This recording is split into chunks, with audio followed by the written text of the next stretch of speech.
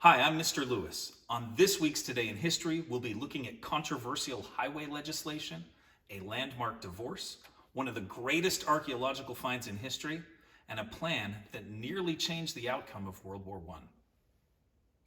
On December 31st, 1972, baseball legend Roberto Clemente dies in a tragic plane crash. He played 18 seasons, winning 12 gold gloves for his defense. He was a perennial 300 hitter and the 1966 MVP. He was the 11th player to amass 3,000 hits, which he does in the final game of 1972. A native of Puerto Rico, he was a hero there, not just for baseball, but for the charity work that he did there. When an earthquake strikes Nicaragua on December 23rd, he decides to collect supplies and deliver them personally from Puerto Rico. The DC-7 that he contracts with had been repainted but was actually in very poor condition, and it had propeller issues. It reaches an altitude of just 200 feet, explodes, and plunges into the ocean. 5 are killed. Now, the normal 5-year rule is waived, and he reaches the Hall of Fame in 1973. Also, the Commissioner's Award is renamed after him, and this is the award that best represents the game both on and off the field. He also receives the 2002 Medal of Freedom. On January 1st, 1892, 17-year-old Irish immigrant Annie Moore becomes the first ever processed on Ellis Island in New York Harbor. Before Ellis Island, immigrants were processed at New York City's Castle Clinton in Battery Park. Interestingly, that's where you take the ferry today to go to Ellis Island and the Statue of Liberty. But Castle Clinton was state-run, and the federal government takes over immigrant processing in 1890, and the result of that is Ellis Island. From 1900 to 1914, Ellis Island is at its peak, and it processes 1,900 people per day. By the time it closes in 1954, 12 million have gone through there. In fact, 40% of all Americans today have at least one ancestor who went through Ellis Island. In 1990, it's open to the public as an immigration museum. But what happened to Annie Moore? Well, she sailed from Ireland with her 2 brothers to reunite with her parents who had already been in America for 4 years. She lives most of her life on Manhattan's Lower East Side, and there are 2 statues of her, one at Ellis Island and one back in Cove. On January 2nd, 1974, President Richard Nixon signs the controversial Emergency Highway Energy Conservation Act.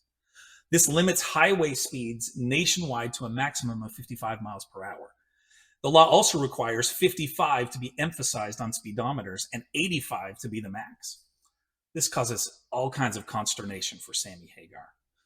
Before, individual states set limits. In fact, Nevada and Montana had no highway speed limits. So why is this law passed? Well, the West supported Israel in the Yom Kippur War. OPEC retaliates with an oil embargo in 1973. This means no shipments of oil to the US, Japan, or Western Europe, and prices skyrocket. In fact, the average in 1974 per gallon went all the way up to 53 cents. The law is passed because 55 was deemed to be more fuel efficient. It's finally repealed in 1995, and in Texas, you can go 85. On January 3rd, 1924, British archaeologist Howard Carter finds the mummy of Egyptian pharaoh Tutankhamen, King Tut. Carter was born in London, but he grew up in a small village in Norfolk. He was a sickly child with limited formal education, but he often visited the Amherst mansion, and the artifacts there sparked his interest in Egypt. At age 17 in 1891, Lady Amherst sent him to Egypt to assist an archaeologist friend. 23 years later, in 1914, Carter begins excavations in the Valley of the Kings. 8 years later, 1922, he finds King Tut's tomb, and he does a careful excavation over 4 years. He finds in 1924 this stone sarcophagus and a series of 3 progressively smaller coffins inside. In the innermost is the 3,000-year-old mummy of King Tutankhamen. Now, a lot of these artifacts go across the world from 1972 to 1981, and of course, Steve Martin famously sings about King Tut on Saturday Night Live. On January 4th, 1913, Alfred von Schlieffen, the general who developed the plan that nearly won World War I for Germany, dies at age 79. This is less than 2 years before World War I begins and his plan is implemented. Before World War I, Europe has a system of alliances, and a future war for Germany on 2 fronts against France and Russia seems certain.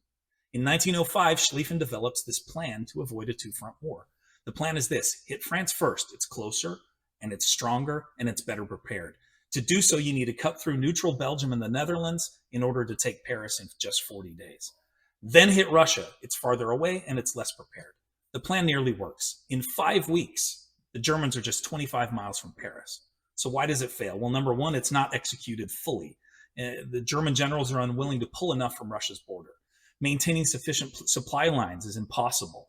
But most importantly, cutting through Belgium brings Britain into the war.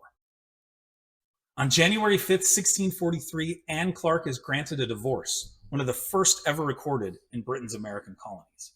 The Massachusetts Bay Colony was established in 1628, and in the 1630s, 20,000 Puritans, some of them my own ancestors, came to Massachusetts from Britain. The Puritans are not the same as the Pilgrims of the Mayflower, but they are similar. They were a strict religious group, but they saw marriage as a civil contract. Dennis Clark abandons his wife Anne and 2 children for another woman, and then has 2 more children with her. He submits to all of this in a signed affidavit, admits to it all, but he refused to return to his original wife. The court's decision is to grant the divorce, but what we don't know is whether he was punished or not. Now, in similar cases, men were fined, they were put in the stocks, or even banished from the colony. And interestingly, Massachusetts and Connecticut average about 1 divorce per year in the 17th century. On January 6, 1066, Harold II is crowned King of England, triggering events that change England forever. Edward the Confessor dies with no children, and he supposedly named Harold heir on his deathbed, but there are multiple other claims. First and foremost, from William, Duke of Normandy and Edward's cousin. He disputes the claim, and he invades England in September of 1066.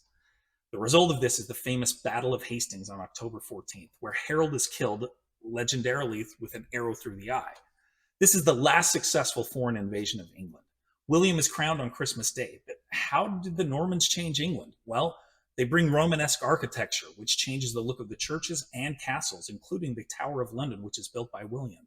The feudal system is expanded, which centralizes power. Surnames come to England. The Doomsday Book, the Bayeux Tapestry, but the longest lasting change is in the English language itself. Do you want to see some more of Mr. Lewis? Of course you do. You're addicted. There's a great video here, another great video here, and you can subscribe right here. Do you want to see some more of Mr. Lewis? Of course you do. You're addicted.